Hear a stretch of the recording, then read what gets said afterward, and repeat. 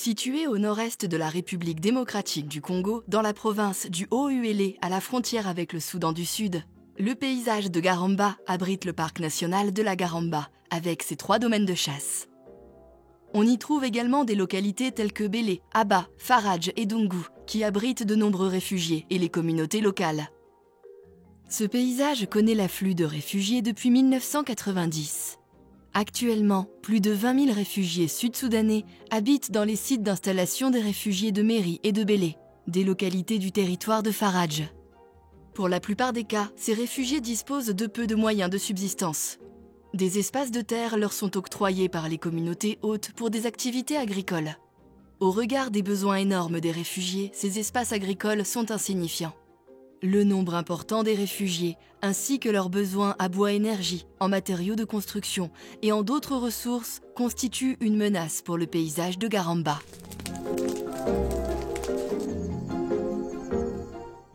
Les lignes directrices pour une approche paysagère dans les situations de déplacement, ou GLADS, sont une initiative du CIFOR-ICRAF et de ses partenaires, dont l'objectif est de mieux comprendre et de faciliter la collaboration dans les paysages d'accueil des réfugiés, dont celui des sites de réfugiés dans le paysage de Garamba, dans la République démocratique du Congo.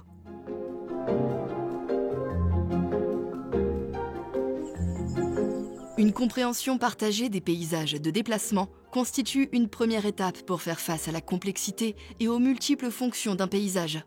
Cela inclut la compréhension des nouvelles relations sociales entre les communautés d'accueil et les autres parties prenantes, et leur utilisation des ressources.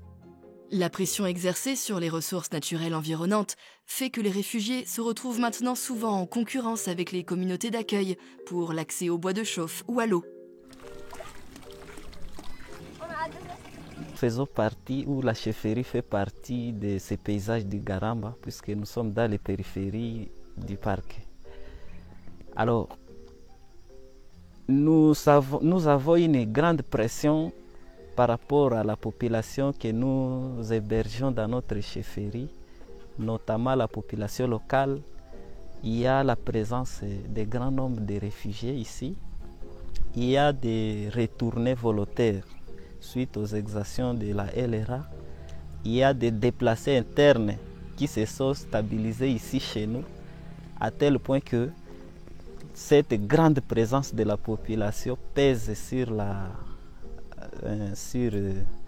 cette surface située autour du parc. La chefferie a octroyé autant d'hectares, estimés en plus de 85 hectares de terrains arables pour que les réfugiés puissent cultiver pour leur autonomisation. Nous avons une grande consommation de bois, puisque toute la population ici consomme nos bois, à tel point que vous pouvez voir, pratiquement rien n'est fait pour renouveler toutes ces coupes de bois, toutes ces exploitations des ressources naturelles que nous avons dans notre chefferie. Les défis sont énormes. La présence d'autant de réfugiés chez nous et d'autres catégories de déplacés, de retournés, ça pèse énormément sur les ressources que nous avons.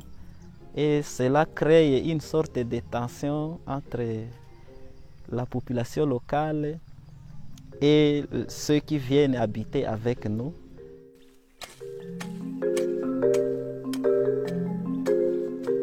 Une seconde étape consiste à bâtir une vision commune, reposant sur la façon dont les parties prenantes envisagent la durabilité sociale et économique au sein du paysage. We stay with the host community.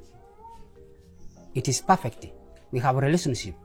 We do enjoy life together with them, marketing, and also do business, and also some activities where the organization partners give to us, we share together. There is nothing among us as like difficulties and challenges. We do cooperate in the same way. It needs us all to be in cooperation so that we will plan more trade, so that it will also help the environment of this area, whereby our country will become in peace. We shall go, and then also this place here will be in safe. We need to share it together with the host community so that we build good relationship between us with them. That is all I have in my life, and all the refugees enjoy in this city together with the host community. we welcome those who will come to help us all together with the host community so that we have the same life and then we enjoy the same life because we came here. Et dans le cas spécifique de Bélé, moi je pense qu'un des défis c'est de travailler un petit peu sur un zonage, une cartographie avec communautés hautes et réfugiés. Parce qu'on a souvent tendance à... c'est un peu une impression qu'on a tendance à considérer que les réfugiés sont là pour du court terme, alors que dans le cas de Bélé, d'après la compréhension qu'on a et d'après les discussions qu'on a eues avec les parties prenantes, donc chez RCNR, c'est pas des camps, c'est des sites, je sais plus qu'on appelle ça exactement, mais des sites d'installation de réfugiés, et on est sur une vision quand même à moyen terme, donc il y a tout un processus, je pense, qui devrait être mené pour un zonage et une concertation avec la participation des réfugiés et des communautés autres.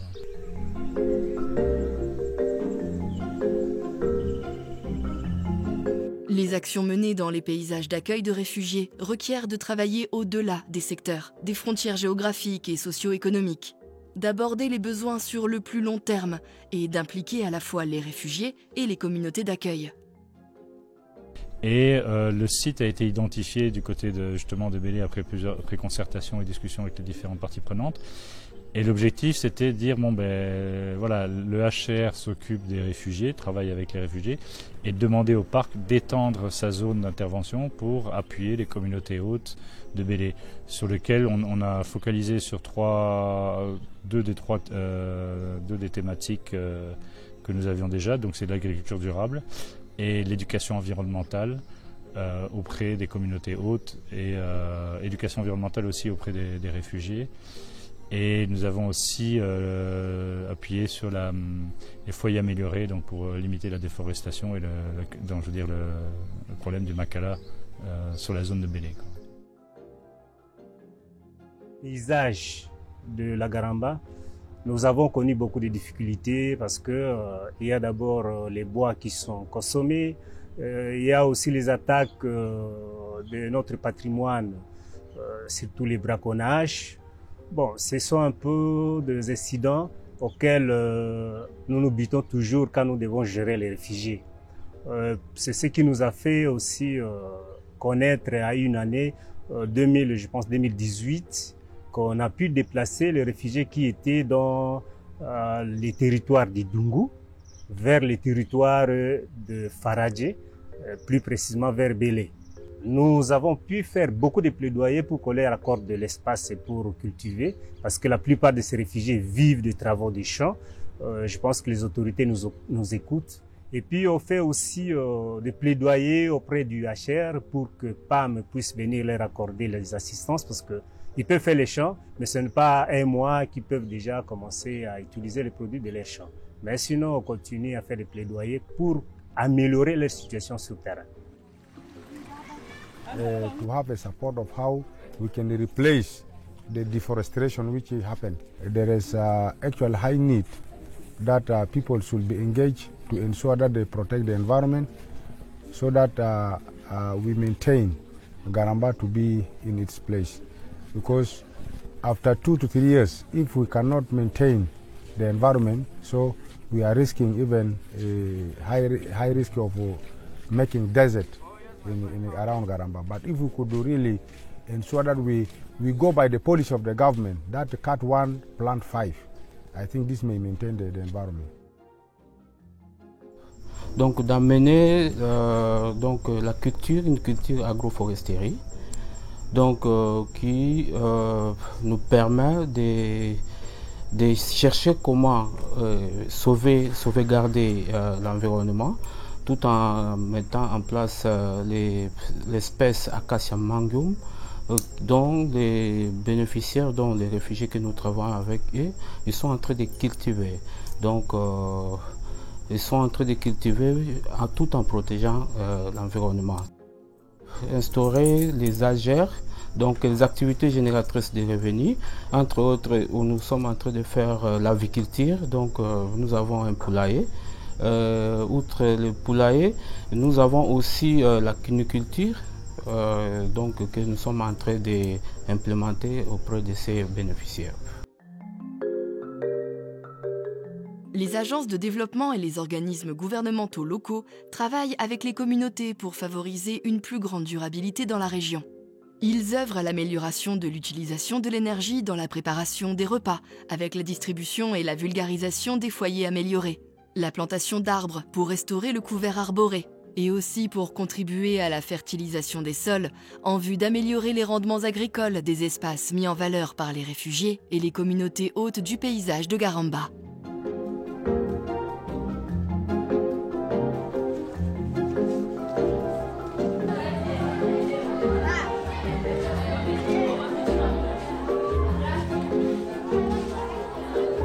Le suivi continu de ces initiatives permettra de tirer des enseignements de ce qui fonctionne et de ce qui doit être amélioré dans cette zone d'accueil des réfugiés.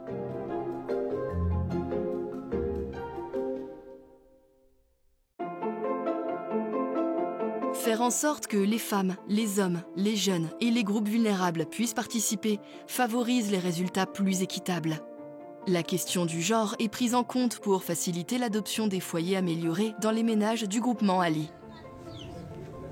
We know the difficulty for women generally, like those who came here in Ibele, most of them are widows. Others left their husband behind and came with the children. The condition for them is just building, digging. We had been crying for some support, things to do with the loans that are given to women, to empower them, to make them sustain their business, to at least let them develop in all activities that can make them self-reliant. From the life that we are to a better life, in sense of education, in terms of business activities, in terms of any income activities that can at least make a woman stand strong and firm in where she is, to make her self-reliant than always waiting for assistance from nowhere. L'initiative GLADS guide les parties prenantes, facilite la compréhension du contexte, les démarches inclusives, l'apprentissage continu et encourage des objectifs de durabilité et de résilience dans les situations d'accueil ou de déplacement de réfugiés.